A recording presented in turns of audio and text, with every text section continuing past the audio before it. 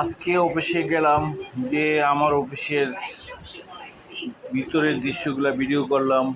দেখলাম chair table ছাড়া আর কিছুই বাকি নাই, সব কিছু লুট করে নিয়ে গেছে উৎসুক জনতা।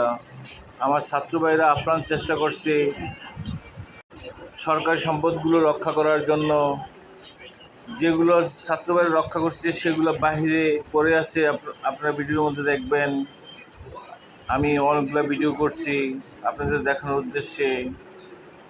আজ দেশ স্বাধীন, স্বৈরাচারী সরকারের পতন হয়েছে, কিন্তু এই যদি হয় স্বাধীনতার পরের অবস্থা, তাহলে দেশ আগাবে কীভাবে?